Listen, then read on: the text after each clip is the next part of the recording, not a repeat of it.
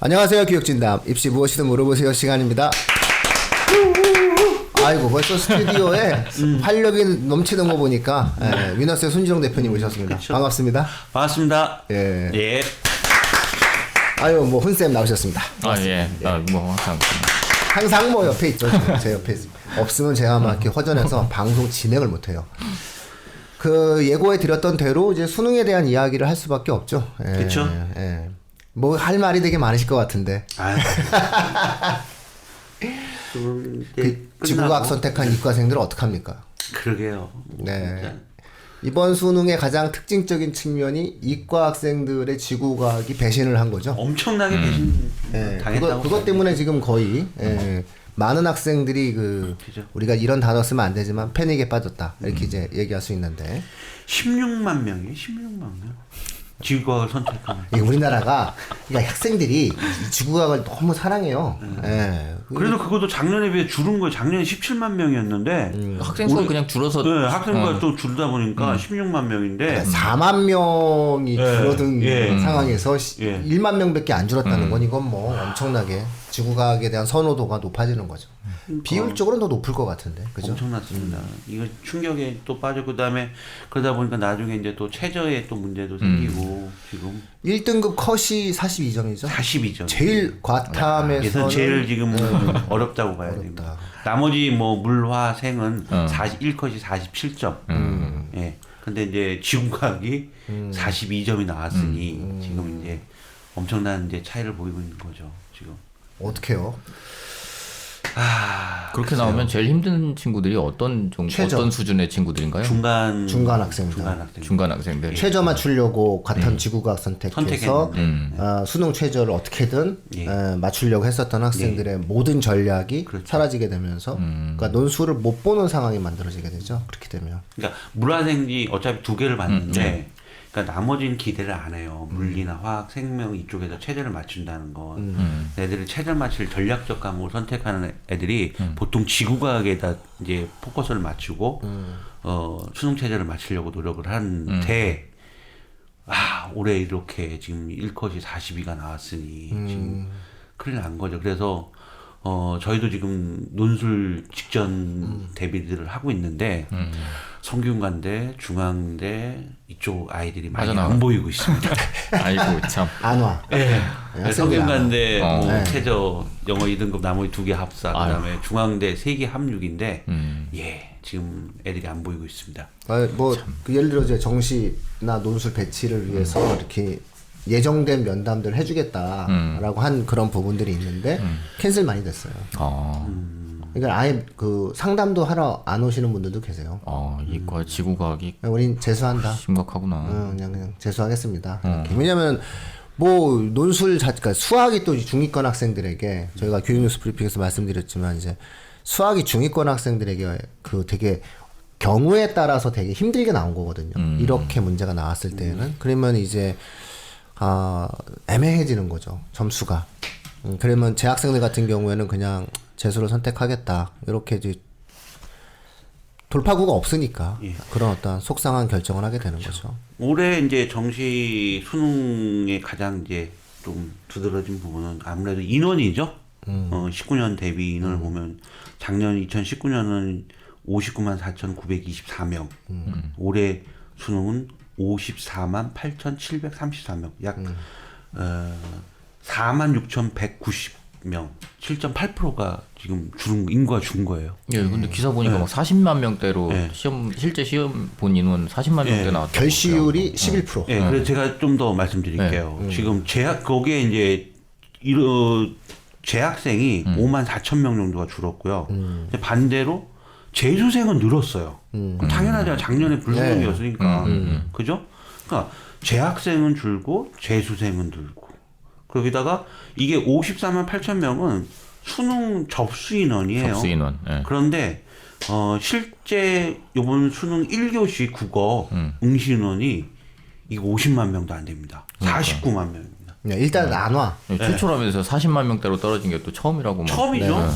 그리고 이제 1, 2교시 보고 가고. 그렇죠. 3교시 아니 뭐 1, 때 2교시 보고 가고 이런 건 원래 있었던 일인데 너무 많아.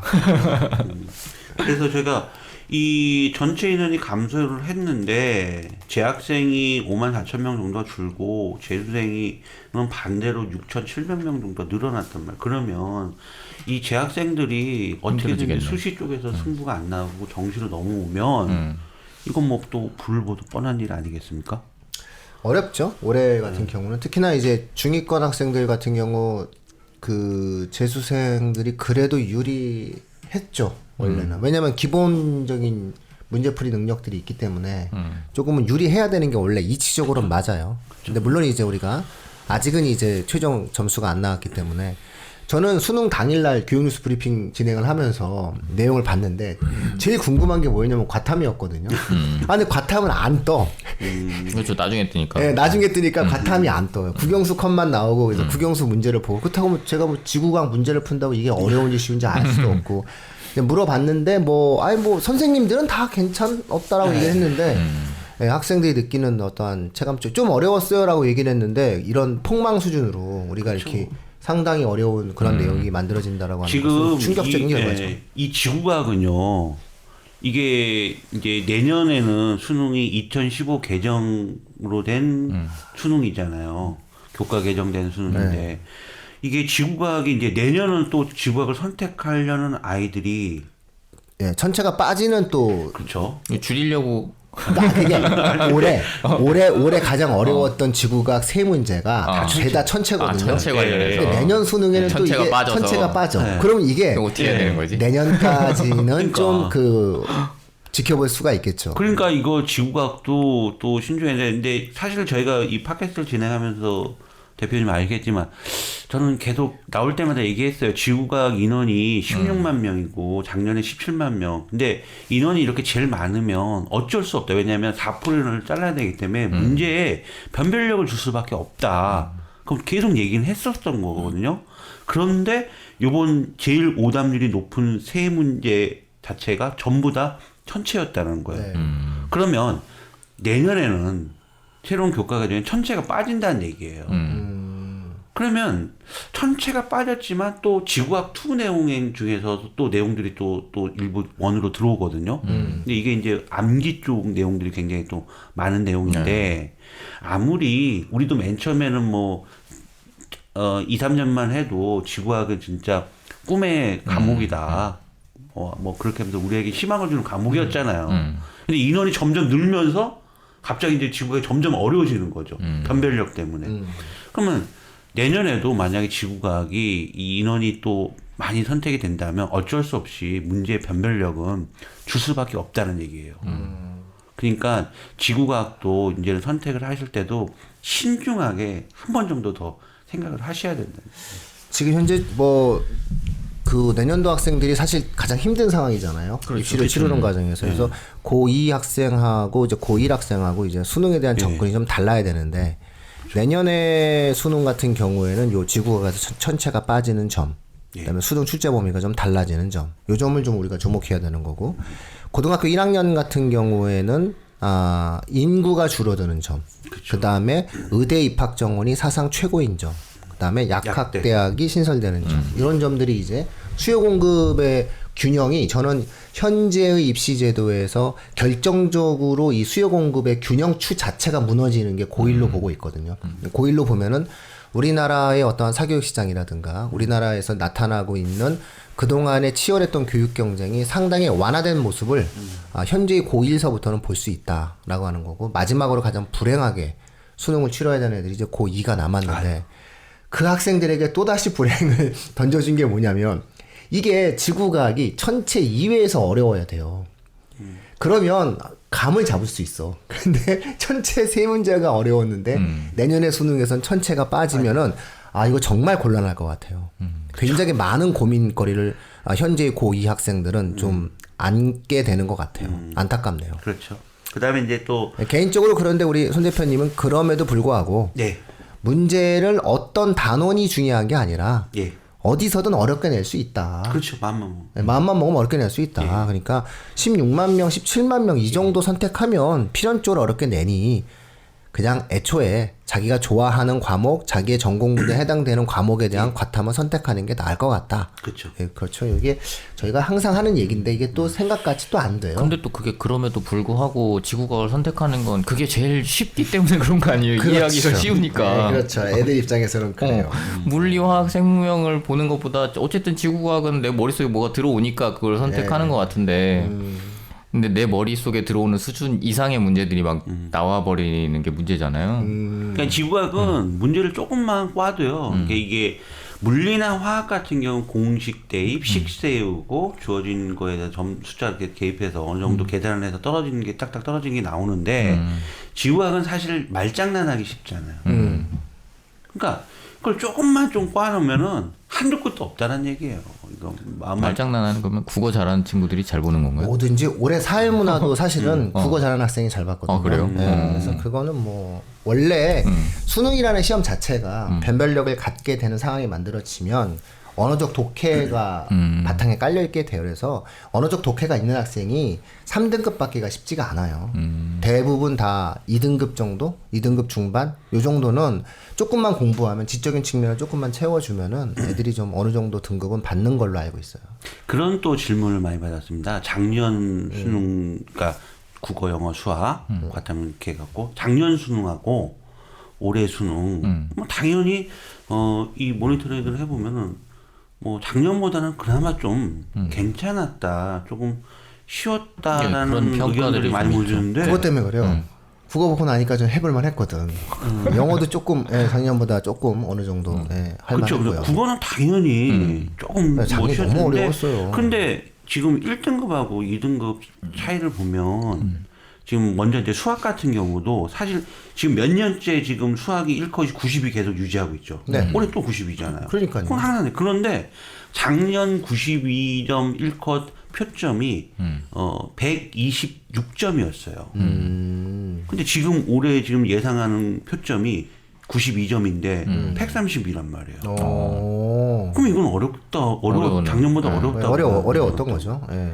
그죠? 그리고 2등급 보세요. 2등급이 작년에는 2등급 컷이 1컷이 126, 2컷이 표점이 123점, 3점밖에 차이가 안 나는데 지금 올해는 지금 2등급 컷이 84점이고 표점이 124점이란 말.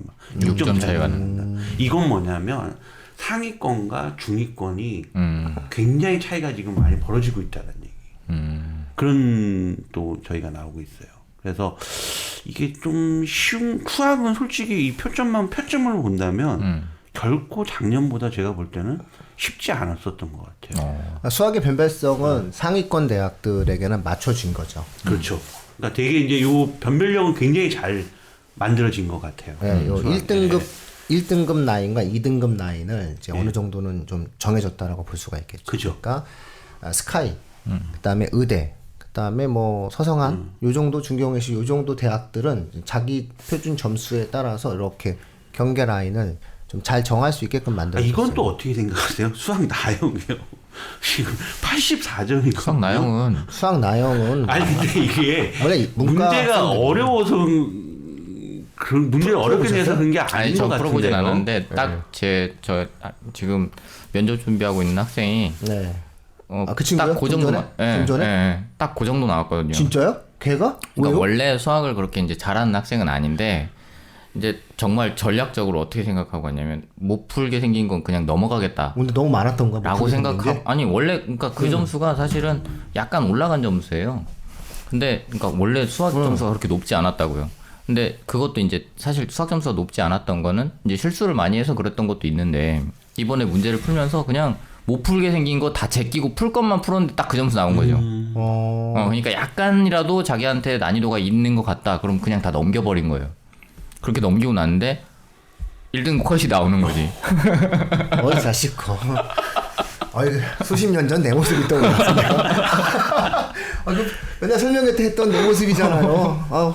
이거 자식이 하여튼 훌륭한 녀석이에요. 그리고 제가 지금 요즘에 또 이제 논술 그 대학별보다 기간이잖아요. 그래서 어머님들이 많이 받는 번호는 제가 가채점상으로 이 정도 점수를 받았는데 저기 뭐 중앙대를 가야 되나요?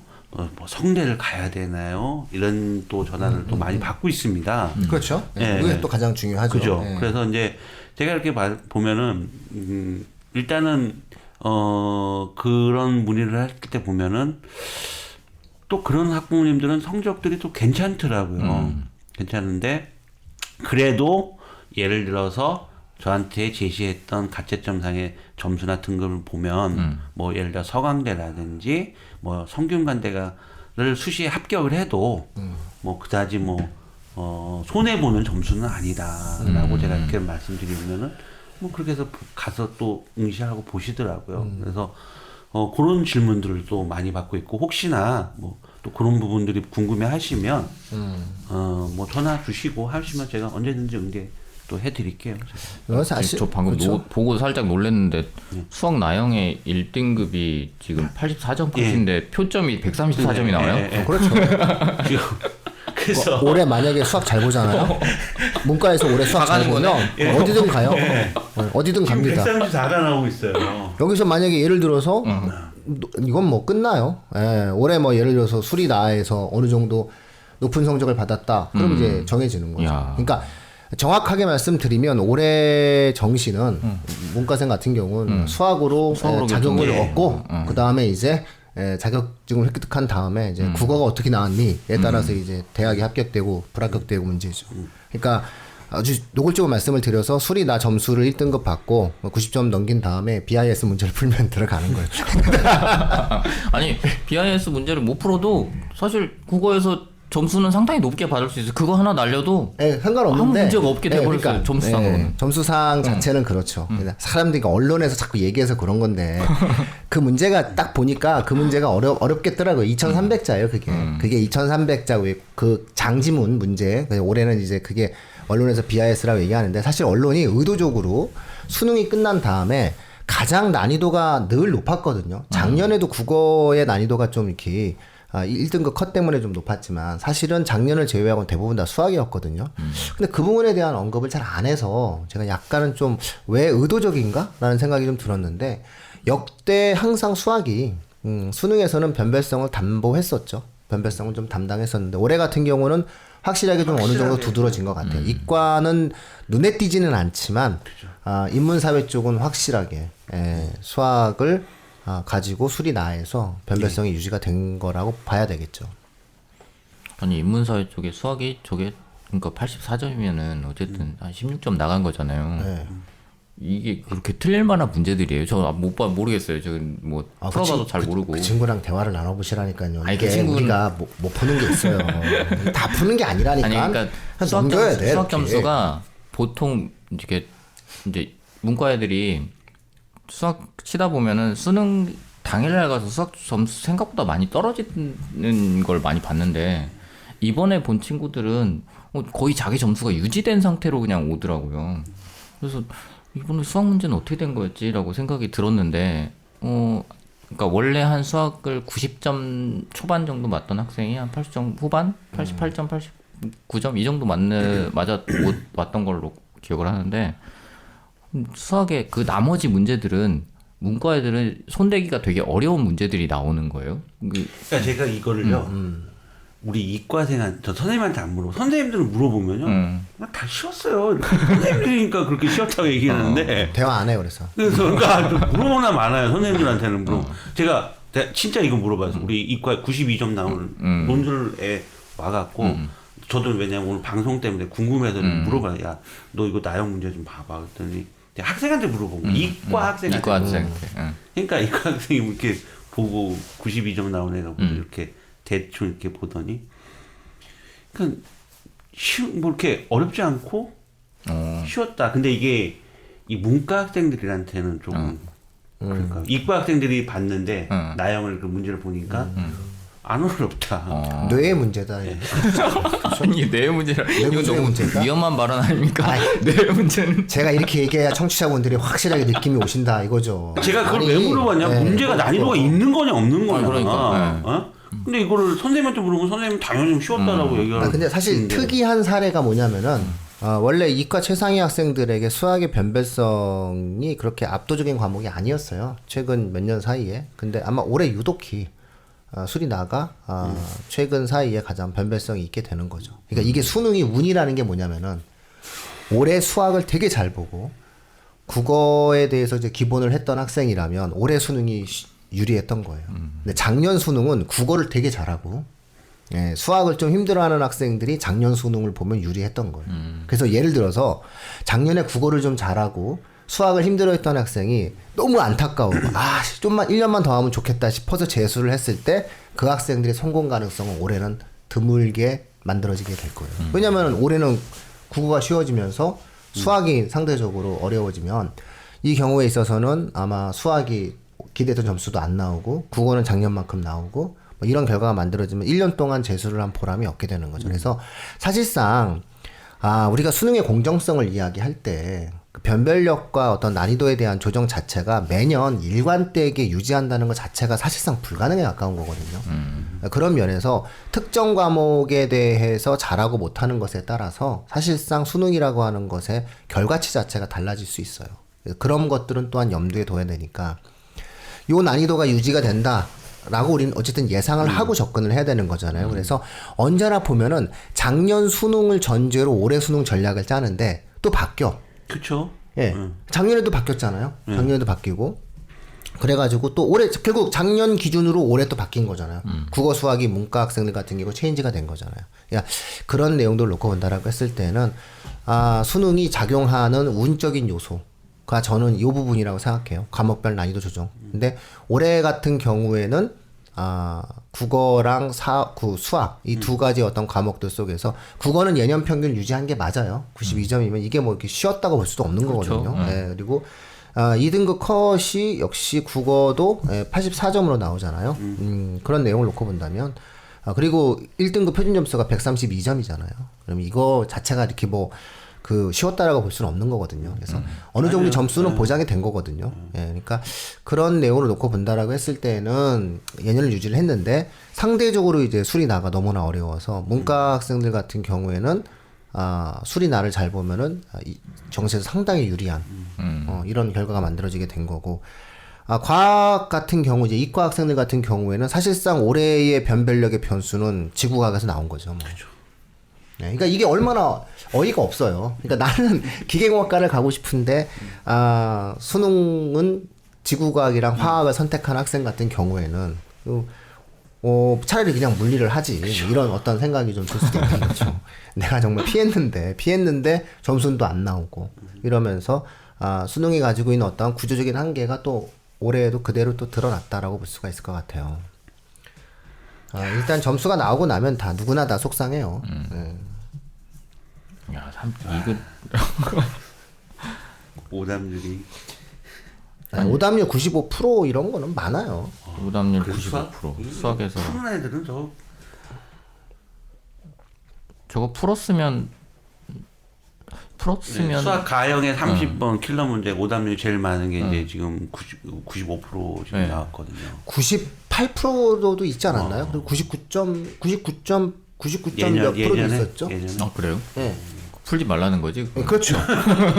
그 문제를 맞추면 그래 서울대 의대를 다 갔어요. 그러니까 이런 식의 문제를 냈는데 95%는 뭐 올해 준수했어요. 이 문제는. 저는 95%인데 왜 이런 생각이 드는데요. 95%면 예년에 비해서 5% 상당히 1등급. 완화된 거예요. 상당히 완화된 거예요. 그래서 저는 오히려 이걸 보고서 깜짝 놀란 게 뭐냐면은 95%나 돼? 예요, 저는 솔직히 말씀드릴게요. 이거 95%나 돼? 그러면 수리가가 어렵다라고 하는 거는 변별성을 다른 문제에서 줬구나. 그러면 이거 중위권 애들 중에서는 왔싸 이렇게 돼가지고선 점수 받은 애도 있지만은 의외로 무너진 애들도 있겠구나 싶은 거죠. 그러니까 자기가 노력했던 그런 부분들에 대해서 예를 들어서 성격적으로 조금 문제가 있다거나 좀 꼼꼼하게 안 풀었다거나 이럴 때는 좀 손해 많이 봤을 것 같아요. 수학 가형은 참 변별력을 계속 지금 몇 년째 계속 유지하고 있는 거예요. 92점을 일괄적으로 참 그렇게 나오고 있고 딱 이 킬러 문제 세 문제 오답률 제일 높은 거 3개 틀리면 88점. 그죠? 뭐 3개 다 틀려도 2등급은 이제 확보되는 그렇죠. 근데 뭐 잘 찍으면 되고 또 이렇게. 근데 또 찍기가 어려워서 그렇죠. 주관식이에요. 주관식으로 그러니까 옛날처럼 막 0, 1, 2 이렇게 찍을 수 있는 게 아니잖아. 주관식 찍는다니까요. 네, 일단 찍는 거예요. 모든 게 다 이걸 예상하고 이제 푸는 거죠. 아까 이렇게 좀 쉽게 얘기를 해주고 희망을 줘야지. 듣는 청취자분들한테 자꾸 이렇게 보이지 않는 괴물 같은 그런 모습을 만들어주면 안 되는 게. 네. 왜냐면 저는 이제 사람들한테 항상 얘기하는 게 뭐냐면 덤벼봐라 용기를 가지고 될지 안 될지는 그때가 생각하면 되는 거고 안 되면 말면 되지 이런 생각을 하는데 저는 언론에서 보도되어지는 이 95%에 대해서 공포를 갖지 않으시길 바랍니다. 이거 완화된 겁니다. 예? 작년 재작년에 더 높았어요. 그러니까 뭐 풀만한 거예요. 그러니까 이렇게 생각해야 됩니다. 95% 100명 중 95명이 틀렸대요. 예전에는요, 청취자분들, 100명 중 1명만 풀었습니다. 근데 올해는 100명 중 5명이나 푸는 거 아니에요. 그러니까 이런 부분들 놓고 보면 항상 좀 희망적으로 봐야 되는 거고. 그쵸. 가장 저는 가장 안타까운 건 뭐냐면은 올해 수능에서 가장 안타깝다라고 하는 것은 1번 이렇게 예를 들어서 우리가 1부터 10까지 이제 순서를 매기면 우리가 이걸 갖다 놓고 뭐 지금 이렇게 유튜브처럼 이렇게 확 보이면서 뜯으면서 얘기할 수는 없지만은 그냥 그런 면에서 저는 그냥 바로 1번을 먼저 말하자면 지구과학 난이도 조정 실패예요. 이거는 이과 많은 학생들에게 상당한 데미지를 줄 것 같아요. 그렇죠. 근데 앞으로도 어쩔 수 없어. 인원이 제일 많으면 변별력은 계속 줄 수밖에 없는 상황인 거고. 아까 그 수학 나형 84점이었잖아요. 근데 그 비공식적인데요. 지금 비공식적으로 수능 만점자가 지금 확인된 바가 총 7명이 있어요. 그 중에 그 5명이 문과 학생들이더라고요. 그리고 용인외고가 3명 있고, 그 다음에 하나고 1명 있고, 또 나머지 1명 문과 1명은 그냥 일반고고, 그 다음에 이과 만점자는 지금 2명이 지금 확인된 바가 있는데, 1명은 재수생, 또 1명은 일반고 학생. 그렇게 나와 있다. 야, 근데 문과 수학이 1등급이 84점인데 네, 만점자는 네, 만점자가 있어요. 만점자 5명이나 나왔다. 지금 비공식적이지만 지금 만점자가 문과 만점자가 지금 5명이 나와 있어요. 지금. 야, 근데 또 과학의 그 표준 점수에 대한 배려도 한번 따져봐야 되겠네요. 지구과학이 또 표점이 또 높아요. 당연히 그러니까 점수가 또 낮으니까. 어찌 본다면 그 지구과학 또 잘 보면 되는 거니까. 주거학 잘 봤으면 저것도 이제 이것도 또 대박이 되죠. 그러니까 이게 또 그래서 그것도 이상한 거지 이것은. 그러니까 이게 뭐가 문제냐면 저는 이게 안타까운 거예요. 우리나라 이공계 인재들이 수능이라는 시험을 16만 명이나 지구과학을 보고 앉아 있으면 물론 지구를 사랑하는 것도 좋지만 이게 좀 이렇게 온전한 시험이 되느냐. 장기적으로 수능이 가지는 변별력에 대한 가장 사회적 문제로 이슈화될 만한 소재가 이거예요. 저는 이거라고 보거든요. 그래서 제가 예를 들어서 만약에 공중파에 나간다라고 해서 뭐 수능에 대한 이야기를 하고 토론회를 하면은 저 이거 갖고 얘기하면 된다고 생각해요. 공중파에 내보내달라고 지금 말씀하시는 거예요? 아니에요. 저 텔레비 나오면 안 돼요. 저 자유로운 영혼이기 때문에 그러니까 오면 제가 할 수 있는 건 유일하게 라지오 방송까지만. 저는 거기까지 나가줄 용의가 있지만 제 사진 제가 나오는 장면을 찍는 거는 아니 뭐 내가 유튜브를 하든가 말죠. 라디오 관계자 여러분 연락 주시고 네. 이거 갖고 얘기하면 그만이거든요. 그래서 이게 되게 슬픈 현상이에요. 근데 그러면서 또 되게 성공하고 싶어가지고 지구가 선택한 학생들이 많은 부분 지금 그러니까 딱 생각나는 건데 작년에 제가 고려대 의대를 정시 보낸 학생이요. 모두 1인데 이제 영어가 2등급 나왔고, 영어가 2등급 나왔고, 걔는 또 의대를 갔는데 탐구를 물리를 봤거든요. 물리가 2등급 나왔어요. 그런데 고려대 정시에 고려대 의대를 갔어요. 왜? 걔가 국어를 만점 받았거든요. 아니 원래 작년에 국어 잘 보면 되는 거였어요. 작년에 국어가 왕이었어요. 네, 이번에도 만약 지구학 선택인데 이게 지금 1컷이 42니까 만점 받으면 끝이죠. 표점이 엄청나게 올라가고. 그러니까 또 이것 때문에 이 매력 때문에 그러니까 이게 제가 가지는 가장 큰 문제가 뭐냐면 과목을 많이 선택한 게 유리하거든요. 그래서 내년에도 아마 지구학 선택이 바뀌지 않는 이유가 최상위권 애들도 그거 선택했을 때는 방법이 없는 거죠. 그러니까 예를 들어서 역설적으로 의대를 가고자 하는 학생한테 저는 올해 지구과학이 난이도가 있을 거라고 예상을 했어요. 근데 얘가 만약에 지구과학을 풀 만한 천체의 뇌구조를 가지고 있다. 이게 우리 어떤 그런 부분들 되게 잘하는 아이다라고 얘기하면은 유리할 수 있다고 얘기를 해주는 거죠. 왜냐면은 벌써 표준점수 자체가 달라요. 물리는 1등급이 47점인데 표준점수가 65. 그 다음에 44점인데 62. 그다음에 40점인데 59거든요. 그러니까 물리를 40점 받는 애들이 3등급이 나와요. 근데 올해 지구과학은 42, 그렇죠. 38, 33이거든요. 그러니까 사실 웬만하면 38 정도는 이제 우리가 받는다라고 봤을 때 이게 그 표준 점수가 63이에요. 그러면 물리 1등급이 659. 와. 그러면 사실상 지구가 한 게 맞는 거죠. 얘네들 입장에서 봤을 때는. 전별력은 네, 손해를 안 봤다라고 판단할 수 있으니까. 그런 면에서 저는 지구가 선호 현상이다라고 하는 것들은 계속 이어지는데 다만 논술을 위한 수능 최저를 그치, 목표로 최저 선택했던 때문이면 학생들한테 어렵겠다. 그 학생들한테 이제 이게 그렇죠. 독이 된 거지 정시 그 자체만 놓고 본다라고 했을 때는 뭐 지구과학 선택이 네. 불리하다고 볼 수는 없는 거죠. 그래서 근데 다만 이제 간절히 2등급이 필요했던 학생들, 예, 그런 학생들 같은 경우 예를 들어서 이게 합으로 이제 일을 따지는 그런 경우에는 지구과학 1등급 뭐 예를 들어서 뭐 물리화학 3등급으로 해가지고 맞추려고 했던 학생이 예를 들어 이제 물리나 화학은 예정대로 3등급이 나왔는데 지학이 2가 나는 거죠. 그래가지고 이게 최저를 못 맞추는 그런 케이스가 생겨서 그게 안타까운 거고 이 자체를 놓고 본다면은 뭐 수능 정시로만 놓고 본다면은 뭐 지구과학을 선택하는 것 자체가 그렇게 상위권 학생들에게 불리하다라고는 보여지지가 않죠. 요 자체로만 놓고 본다면. 그러니까 앞서 제가 패닉이다라고 말했던 거는 고3 학생들 중에서 수능 최저를 맞추려고 했었던 학생들. 이런 학생들한테는 상당히 불편함을 줬겠죠. 그래서 저는 이걸 1번으로 꼽는 거예요. 저는 어쨌든 재수생보다는 고3 학생들에게 심정적으로 더 유리한 입시가 돼야 된다고 생각을 하거든요. 그래서 그런 내용을 놓고 보면 좀 안타까운 결과였다라고 볼 수 있죠. 자, 그러면 앞으로의 일정에 대해서 좀 한 말씀 해주시죠. 앞으로의 이제 지금 현재 이제 일단 시험 채점이 되고 논술 지금 치르고 있고, 그렇죠? 네. 논술 치르고 있고 이제 정시 배치 상담 일어나고 그래서 지금 2가지 정도 주제를 가지고 청취자분들과 이제 남은 시간 이야기하면 될 것 같아요. 하나는 뭐냐면은 앞으로의 일정.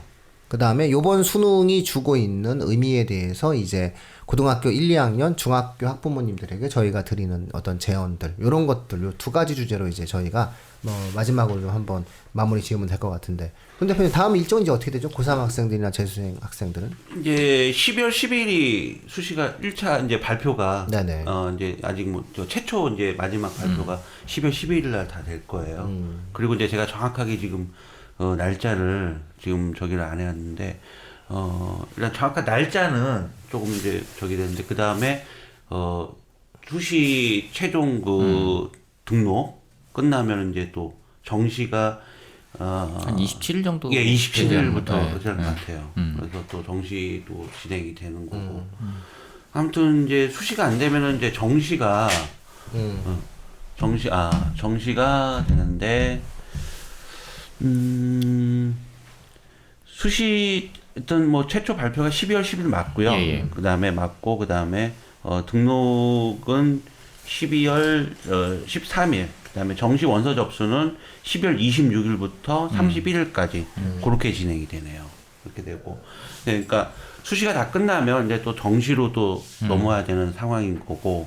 근데 정시로 왔을 때는 올해도 조금 새로운 변화들이 좀 분명히 있을 것 같아요. 왜냐하면 상위권과 중하위권의 어떤 그런 점수차 분명히 있고 그다음에 재수생들이 인원이 늘어났다는 부분들 이런 부분들을 또 고려한다면은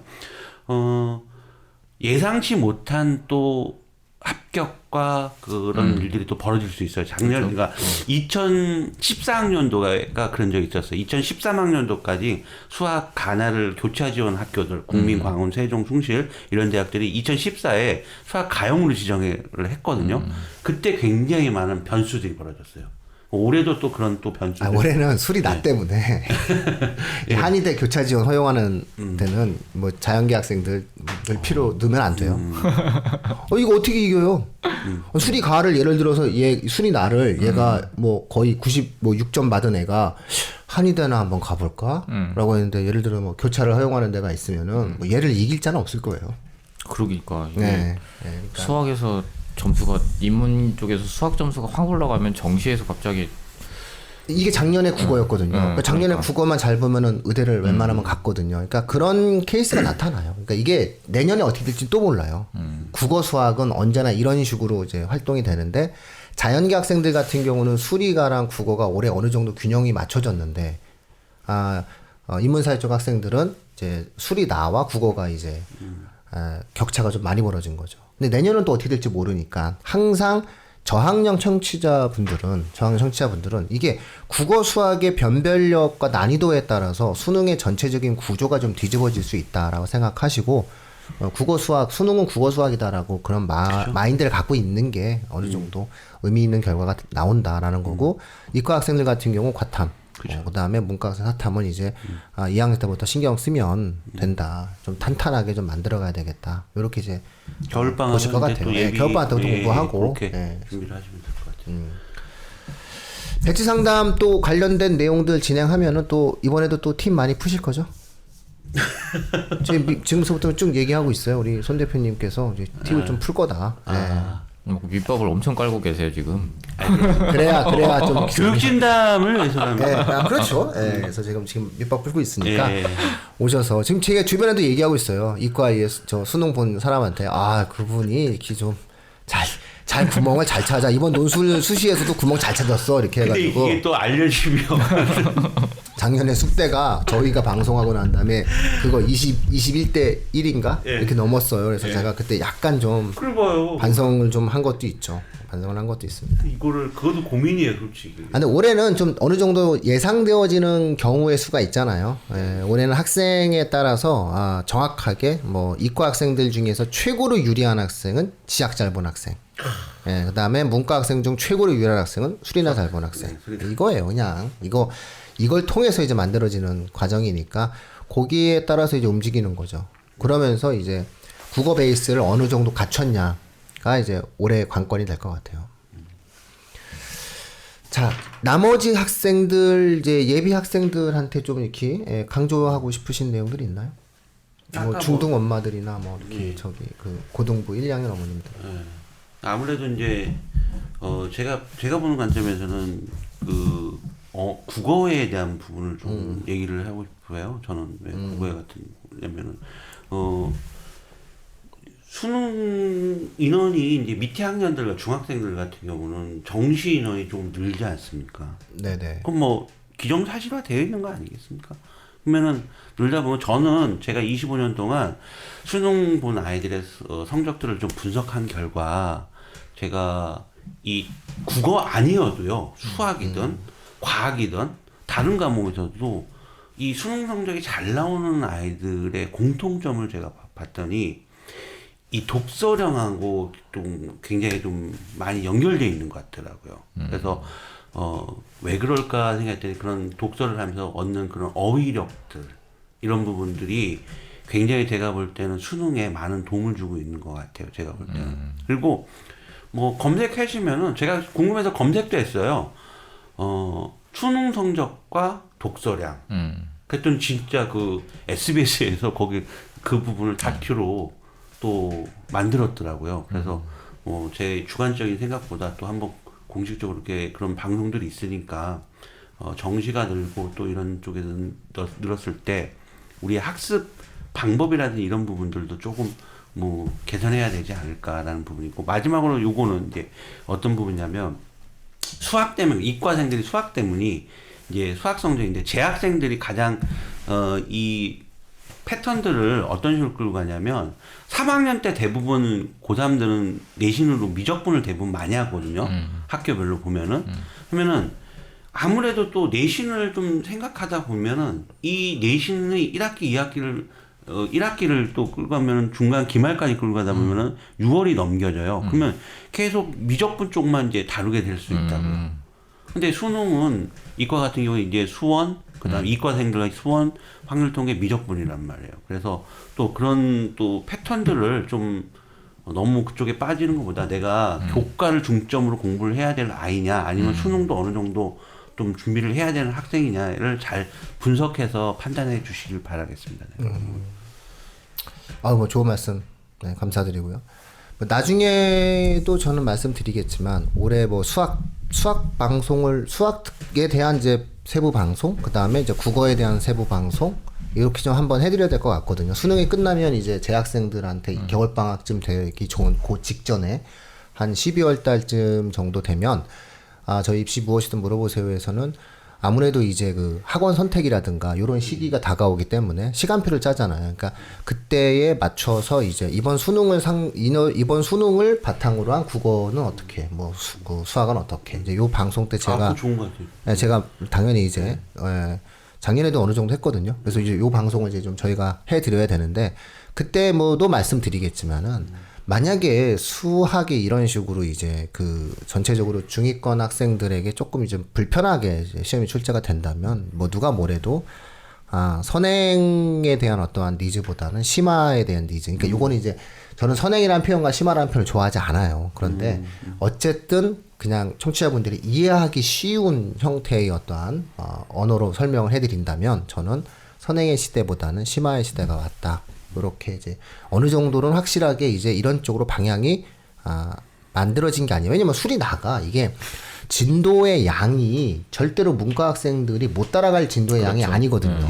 근데 1등급 컷이 이렇게 됐다는 것은 심화를 하지 않으면 점수가 안 나온다는 거고요.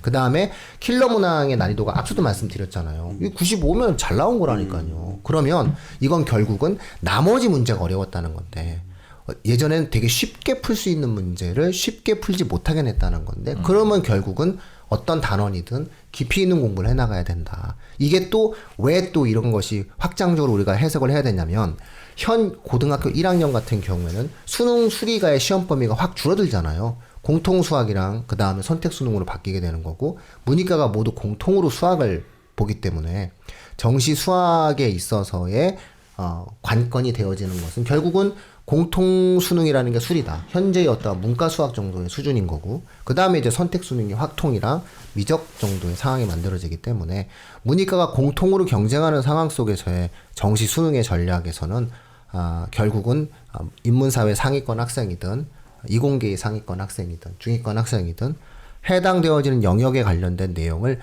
깊이 있게 확인할 수 있는 그런 형태의 수학 공부를 해야 된다. 뭐 이렇게 좀 말씀드릴 수 있을 것 같아요. 그래서 좀 이렇게 선행 위주로 이렇게 막 빨리빨리 진도를 나가는 것들을 되게 이렇게 행복해 하셨던 그런 어떤 수학의 흐름들보다는 조금은 내실을 다지는 쪽으로 좀 생각을 해주는 게 어떤가. 그거 네. 되게 필요한 건데 왜냐하면 그 내년에 그 예비고3은 기하 벡터가 빠지잖아요. 네. 그러면 이제 수원하고 확률 통계하고 미적분이란 말이에요. 네. 그럼 여기서 이제 선행보다는 이제 과목 수가 하나 줄었기 때문에 그 지금 사회자님께서 말씀하신 그 말이 맞는 것 같아요. 네. 그 다음에 이제 고1도 좀 달라지게 되니까 이런 과정들이 킬러 문항이라고 표현되어주는 것들의 의미가 점점 좀 사라지게 돼요. 그런 어떤 과정이 되고 국어 같은 경우에도 결국은 올해 난이도를 조정했다, 뭐 했다라고 얘기를 해도 어쨌든 2300자 제시문에서 2300 자. 어려운 형태의 누구나 좀 풀기 좀 까다로운 형태의 문제를 냈거든요. 그러니까 이건 안 바꾸겠다는 거거든요. 그렇죠. 이건 안 바꾼다라고 한다면 결국 국어도 2500자, 2300자, 2400자 제시문이 나온다는 거거든요. 그러니까 올해도 한 거의 2300자 나왔는데 그게 BIS가 나중에 수식이 나와가지고 2300자로 처리가 된 것 같거든요. 그래서 그런 내용을 놓고 본다면 고 준하는 형태의 어떤 비문학 지문이 나오면 그것에 대한 가독성의 여부가 결국은 1등급의 기준점이 되는 거니까 역시 이것도 하루아침에 만들어지는 게 아니잖아요. 그래서 이제 서서히 시간의 흐름, 그러니까 성실하고 주어진 조건 속에서 단단하게 공부한 학생들이 시험을 잘 보는 그런 형태의 원래의 어떤 수능의 어떤 근본적인 목표로 점차 이렇게 좀 맞춰져 가야 되는 게 아니냐, 그리고 맞춰져 가고 있지 않느냐. 그러면 거기에 대한 대응도 우리가 맞춰서 해나가는 것이 필요하지 않나. 이런 말씀을 한번 마지막으로 드리고 싶습니다. 저는 근데 이거 꼭 물어보고 싶었어요. 국어 풀어보셨죠? 예, 들어봤습니다. 마치 맛있는 거를 나중에 먹어야지라고 하는 그런 마음으로 이렇게 설레면서 내가 이렇게 문제 뽑아가지고 이렇게 저 뒤에다 이렇게 살포시 농원을 봤어요. 내가. 문제 푸니까 어땠어요? 확실히 난이도는 작년보다 훨씬 저는 체감 난이도가 굉장히 떨어졌다는 생각이 들었어요. 그렇죠. 왜냐면 네. 앞에 화법 작문 쪽이 되게 쉽게 넘어갔거든요. 저 같은 경우에. 네. 작년에는 그쪽 풀면서 이게 좀 까다로운데 이런 느낌이 들었는데 올해 화법 작문 쪽은 그냥 수월하게 쑥 넘어가는 느낌이 있어서 이 정도면 작년보다는 훨씬 더 아이들이 풀기에는 수월하게 느껴졌겠다는 생각이 있었어요. 그렇죠. 그래서 이게 애들이 이제 처음 수능을 봤는데 1번부터 괜찮아. 그래서 전체적으로 애들이 그냥 화사하게 화사한 표정을 지을 수 있었죠. 예. 그리고 뭐 그래봤자 어려운 건 비하에서 하나니까. 그렇지. 거기로 아이, 뭐 넘어가면 이런 거 어차피 뭐 어려운데 그건 어렵다는 거 애들이 다 알고 다 알고 있거든. 있으니까. 예. 그래서 그거 끝나고 나면 해볼만한데 이렇게 이제 용기를 가졌던 것 같아요. 그게 불황의 경제학이에요? 그 질문? 그렇죠. 뭐 경제. 그거 아니 책? 그 질문? 책은 모르겠어요. 그 불황의 경제학으로 제가 제가 그 책 저기 할 때 선정할 때 그 책에 선정을 했는데 먼저 제가 그 책을 진짜요? 선정했거든요. 그런데 이번 수능에서 이야. 40번 그 나왔던 그 지문이 그 불황의 경제학에서 나온 지문이더라고요. 이렇다니까요. 그러니까. 그러니까 정시 때 꼭 와서 생각 방송을 없이 해서 던전 생각 없이 던져. 나와. 그게 뭐야? 원래 그런 시기가 있어요. 그런 시기가 있다니까. 예전에 논술 강의할 때 야 이 책을 한번 읽어봐. 그게 나온다니까 그 책이. 이게 뭔가 그럴 때가 있어. 그러니까 그런 때가 있을 때 되게 그게 소름 돋았어요. 통하는 사람이 있거든요. 통하는 사람 불러오면 돼요. 예. 내가 꼭 통할 필요가 없잖아요. 예. 그래서 그런 내용이다라고 이제 보시면 될 것 같고, 고3은 고3 학생들이 꼭 필요한 시기가 있습니다, 청취자분들. 그래서 고3 학생들에게 꼭 필요한 시기마다 마지막까지 정시 배치 상담에 관련된 내용들까지 말씀을 드리도록 할 거고요. 그다음에 재학생들을 위한 방송들은 아무래도 이제 겨울방학 때의 학습 전략과 맞춰지는 거니까 이번 수능에 관련된 내용을 가지고 과목별로 쪼개서 찾아뵙도록 하겠습니다. 그렇죠. 자, 여전히 보세요. 스튜디오가 활기차고 좋잖아요. 아유, 자주 와야죠. 네, 그렇죠. 내가 이제 무슨 말 할지도 알아. 그렇죠? 예, 알겠습니다. 아니, 일산에서 네. 오늘 비 오늘 너무 비 오는데 너무 많이 일산에서 오더라고요. 왔잖아요. 집은 일산이 아니잖아요. 그렇죠. 근데 뭐 이런 게 좀 있는데. 네. 아니 뭐 일산에서 왔는데 비가 너무 많이 왔어. 그래갖고 갑자기 오는데 막 거기서 안 오는 보일 길에 비가 정도로, 오면 잘 안 오더라고요. 보이더라고. 예, 일산이 대륙의 도시입니다. 그쪽 길이 잘 안 보이더라고요. 그래서 전 일산에 있으면서 참 많이 좀 이렇게 행복한 걸 많이. 요즘에 또 북한산. 그렇잖아요. 네, 제가 있잖아요. 일산 북한산을 끼고 진짜 있구나. 북한산을 너무 또 좋아하게 됐어요. 네, 제가 한번 소개했잖아요, 제가. 예, 미가정 닭백숙 이모님. 아이고. 그 솔직히 그 얘기하면 안 돼요? 아니 뭐 얘기해도 되죠. 뭐 협찬 받으셨어요? 아니 그게 아니라. 내 모자 하나 찾아줬어요. 아니 야, 김치가 너무 맛있어. 네, 김치 맛있죠. 네, 미리 하루 전에 예약해야 되고. 네, 그래서 북한산은 정말 명산이더라고요. 저 등산을 그때 막 얘기했잖아요. 근데 그 이후로 이제 그 등산을 하잖아요. 근데 묘한 매력이 있어요. 그러니까 제가 어느 단계까지 갔냐면은 하산시 스틱과 무릎 보호대를 사야 한다까지.